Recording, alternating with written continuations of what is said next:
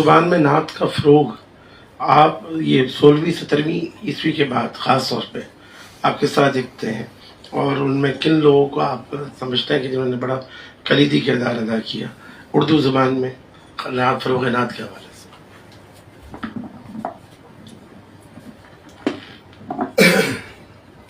اردو زبان میں اگر نعت کے حوالے سے قدیم ترین دیکھا جائے، جیسے ڈاکٹر صاحب نے فرمایا کہ شعراء نے نعتیں تو کہیں تبرکن حمد، کہیں وہ اپنے کلاموں کا آغاز حمد سے نعت سے کرتے تھے، لیکن اگر نعت کی ایک کثرت ملے یعنی بہتات ملے تو اس میں اگر قدیم ترین کسی شخصیت کا انتخاب کیا جائے تو وہ پھر ملا وجہی ہیں۔ جی، ملا وجہی، اس لیے کہ ملا وجہی کی نثر جو ان کی کتاب ہے سبرس، اسے اردو کی پہلی نثری کتاب تسلیم کیا گیا ہے، اور ملا وجہی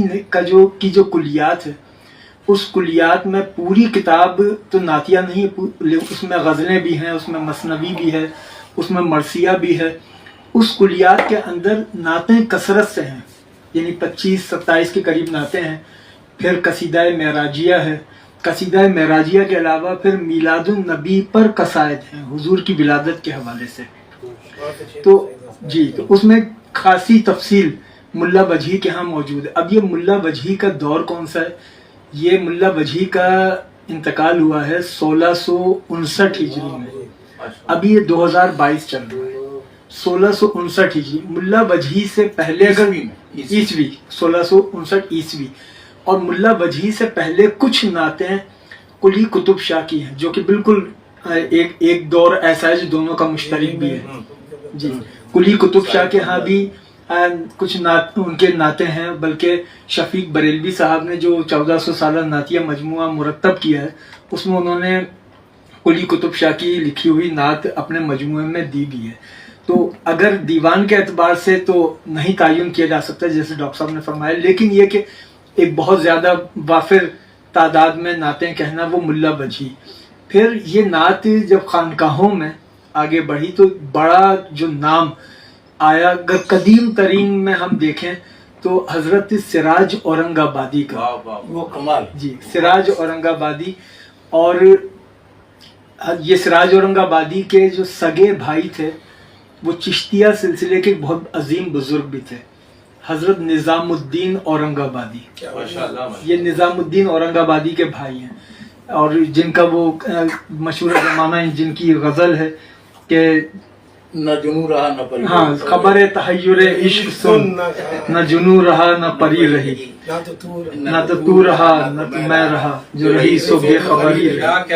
اب ان کا وصال ہوا ہے 1763 ہجری میں،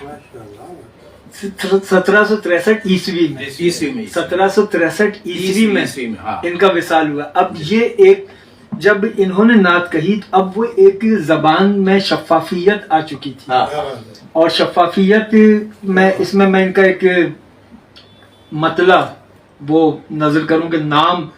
تیرا مطلع فہرست ہے دیوان کا،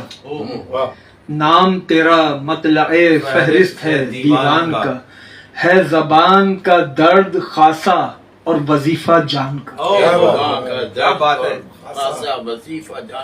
تو یہ ایک ابتدائی شکل تھی جس میں زبان شفاف ہو چکی تھی۔ پھر آگے حضرت امیر مینائی اور